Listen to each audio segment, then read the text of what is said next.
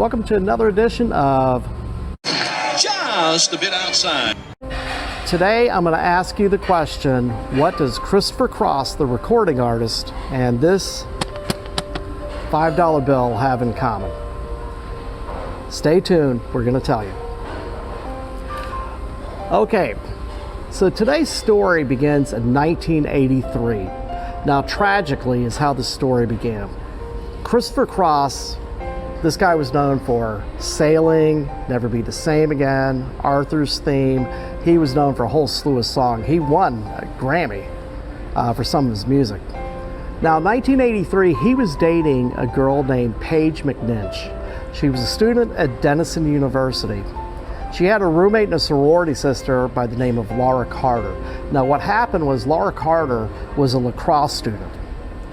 Her parents were in town visiting, and she was riding with the parents in the back of her car when there was a gang fight that broke out nearby. The bullet came from literally 1 block away, hit her in the chest, she died. So now his girlfriend is just devastated. And this really affected Christopher Cross because he considered Laura Carter a friend also. So he saw just the devastation that this death of this Denison University student had caused. So he wanted to do something to honor her memory and to comfort Paige and, you know, help people along with this tragedy that had definitely happened. By the way, the person who shot the gun did serve time. He did go to prison. So he tried to think of a way he could do it. So in 1983, he came out with his song, Think of Laura. And on the charts, it was kind of doing nominally. Now bring in General Hospital. Back between the late 70s and the early 80s especially, there was this saga of Luke and Laura, the two young lovers, and it was something that had captured the American public. And so the story of Luke and Laura, which I remember well, I was probably about junior high school and high school in those years. By 83, it was college for me, but I remember those stories. I didn't watch them, but I do remember them. I remember just how popular they were. I had a relative that loved watching it. My mother watched it all the time. So I definitely knew about the story. Well, in the storyline, in 1983, they decided to have Laura disappear, the character Laura.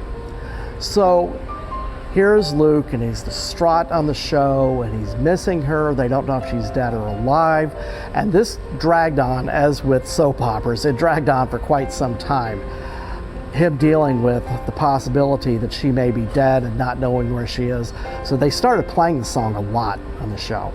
And because of the show's popularity, the song's popularity grew and it started rising in the charts. So most people, they probably think of that song, Think of Laura, they probably think that this is related to the TV character Laura, not realizing, no, this had something to do with a real person who passed away that he wrote this song for.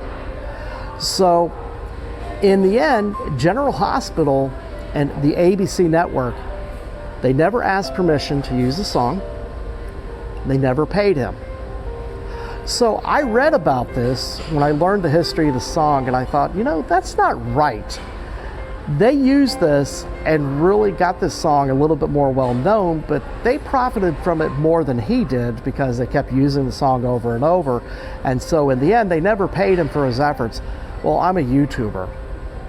When we come into this place just to shoot videos, we usually have to ask them to turn down the music because of the concerns about copyright infringement, and I don't want to get hit with a copyright strike. In fact, YouTube's come after me 3 times on what's called copyright claims, and this is for music that's supposed to be copyright free on my Windows 10 program. So I know all about it. So with me, I believe you should be respectful of the artist, and I'm not trying to slam ABC here.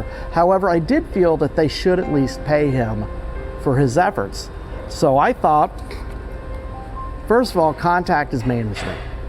Contact people with him that would know and find out, did they ever pay you? Just to be fair, you need to find out in fairness to him. And also, if he hasn't, offer him.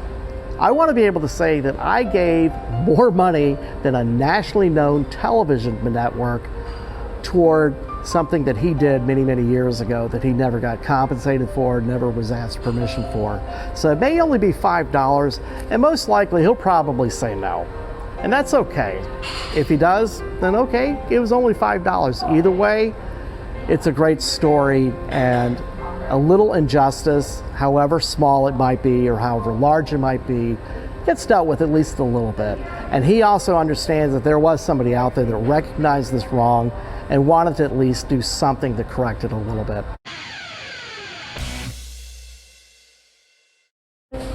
Just wanted to give you an update after the last time I spoke regarding Christopher Cross. Now, I talked about giving $5 as payment because of all the stuff that happened between ABC and General Hospital. However, I learned a new thing that I had not been aware of. And so I'm just going to read this directly from Christopher Cross's Facebook page. This was dated May 28th of last year. He wrote, "As many of you know, in the spring of 2020, I contracted Guillaine-Barre Syndrome, GBS for short, after having COVID-19. He said, as a result, I was paralyzed from the waist down and in my hands and face for many months. In fact, this time last year, I was in a wheelchair, slowly relearning how to walk and reteaching my fingers how to play guitar. It's been quite a journey." And from what I saw with some other stuff regarding this, it definitely was a journey for him. So he goes on to say, the GBS CIDP Foundation International has established a research fund in my name to help find a cure for this devastating disease. Please go to, and he has a website. If you go to Christopher Cross's Facebook page, you'll see this. It's the last entry he had. And he said, it's my wish to give hope to and help the thousands of people around the globe like me who are suffering from GBS. So I did not hear back from him. I did send to his website, contact Christopher Cross at his main webpage. I did say the message that I was going to do, and then I told him that I've learned about the disease you're dealing with, so I said I'm willing to give $10 instead of $5, and I said what I'm going to do is I'm going to give this in your name to this research fund as a way of paying you, but also doing something that obviously is very near and dear to you. So instead of doing the payment, as I said earlier in the video, I decided to do $10 through this method. So he's getting paid one way or another, but I think this is probably something he's going to appreciate a little bit more because it's only $10. He's worth a lot more than that. But at the same time, I think he would appreciate the idea of somebody actually trying to pay him toward what he didn't get paid from General Hospital. I never did learn if they paid him since then, but from what I've read, no, they didn't. So either way, I'm trying to be fair, and if I hear anything from Christopher Cross or anybody associated with him regarding what he would say in response to my message, I will do another video and I will discuss with you the response. In the meantime, I hope you guys check out my other channel, Footprints in American History. We're going to teach lesser known history, American history. At the same time, I hope that you guys will like and share this video, subscribe to the channel, and also ring the bell. That will give you notifications of future videos.